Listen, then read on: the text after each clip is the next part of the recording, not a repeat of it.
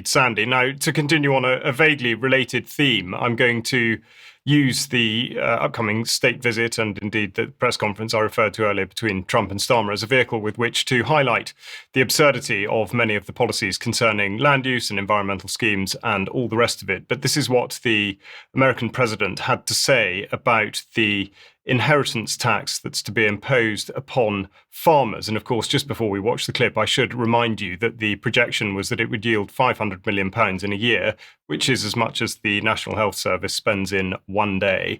So we'll have a look at this clip now. We've got to fix that problem. We can't simply live with that problem. So it's a very different situation. Well, we ended the estate tax. There is no estate tax on farmers. So when a parent leaves their farm, because again, a lot of these farms, they don't make a lot of money, but it's a way of life, and they love their way of life, and they love that dirt. That dirt is the most beautiful thing they've ever seen. They love it. I mean, they're farmers. They love doing it. They don't know how to do anything else, but they don't want to do anything else. I speak to farmers. I say, would you like to live in my penthouse in Manhattan? It's the most beautiful. No, sir, I want this farm. And what happens is, we were losing a lot of people to suicide. They'd borrow money to pay the estate tax, and they were not able to pay it. And some banks are ruthless; they wouldn't do anything, and they would end up committing suicide. We have totally ended the estate tax in those situations, so there's no estate tax. So when a parent leaves the farm to the kids, they don't have to worry about their local, possibly unfriendly banker coming in and stealing their farm. So I think the important thing to pull out there is that this is just being discussed in the mainstream at that level, not necessarily the fact that Trump is either right or wrong, but at least it is being discussed. And on that note, I have pulled out a piece from Spiked in which Matt Ridley, the Times columnist, has been speaking about net zero, saying it could destroy civilization. Of course, he's perhaps echoing what Tony Blair is saying to do with the cost, but he's also making exactly the point that despite these apocalyptic predictions, in actual fact, doesn't seem to be coming to pass. And he described Ed Miliband's terrifying vision of climate change by saying there are a few more days when you might have to cut your lawn, but a few less days when you might have to heat your house. And it did not sound very frightening, frankly. And I think it would be fair to say that he is absolutely onto something there, and I reinforce the point that it's just important this is discussed in the mainstream.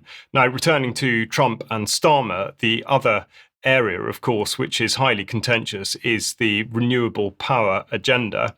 And indeed, this is what Trump had to say about wind. Wind is a disaster. But in Scotland and across the UK, wind farms are... I know, it's a shame. It's not his fault.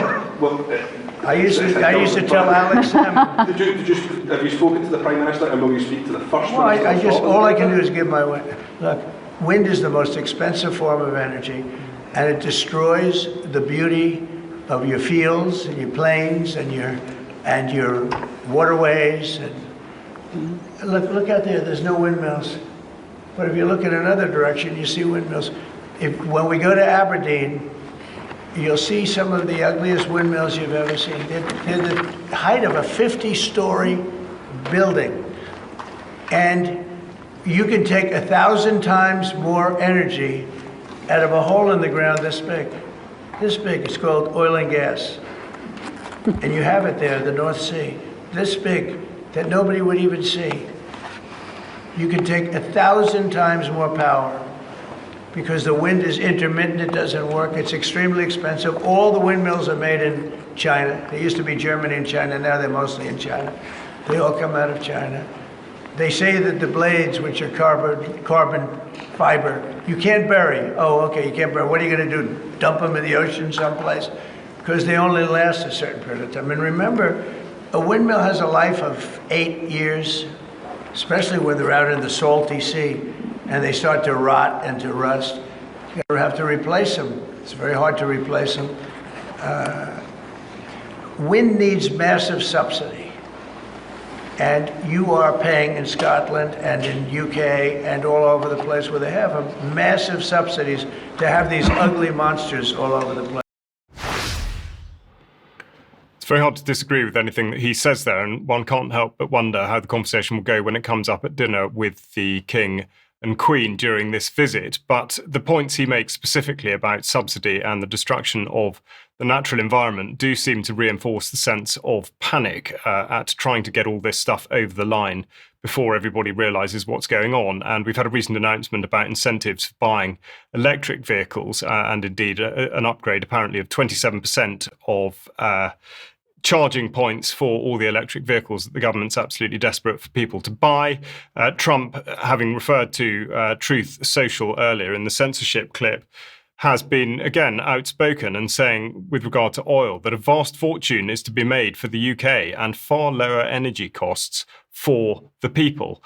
So I'm not predicating this by saying that we need to hang on his every word, but I think the point to take away from this is that this is being broadcast on the mainstream. People will be hearing about this, and one would hope that public opinion can be swayed by these sorts of outbursts and indeed transmissions of relatively reliable information. Now, on that note, we're going to end the programme on what we consider to be a high. We hope you all agree, and we're going to go to Sandy now for a little bit of an update from Manchester.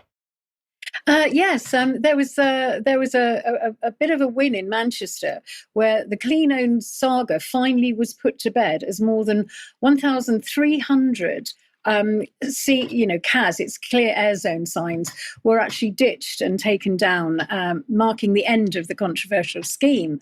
It was the project faced opposition because when these signs were installed, local businesses began to really realise the financial implications, and that is what happened. That was the main driver of this. Was the local businesses all got together and said, "Look, we're going to lose our businesses," and so even Andy Burnham, who is a very, very green mayor in Manchester, Greater Manchester, he agreed, and he said that the motorists should not be charged. They're still keeping some of the targets there for clean, air emissions and what have you, clean emissions, but they are not going to charge motorists. All the fines are going to go, which is a huge win.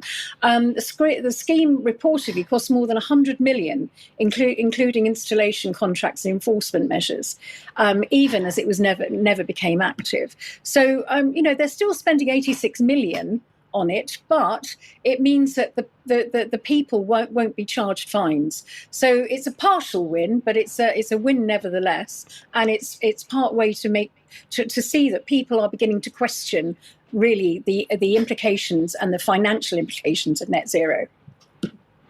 Indeed. Sandy, thank you very much indeed. And it's only with that pressure being applied continually that these sorts of things are possible in the first place. Now, that brings the programme to a close. But before we go, don't forget, of course, that we've got John Lachlan talking to Germ tonight at 7 o'clock. Ben will be speaking with Morgoth, England, Your England, tomorrow at 1 p.m. And in extra, we've got Katie Jo Murphin joining us to talk about the Hope Freedom event. So with many thanks to Vanessa, Carl, Mike and Sandy for joining me. We will look forward to seeing you on the news on Friday. Thank you very much. Bye-bye.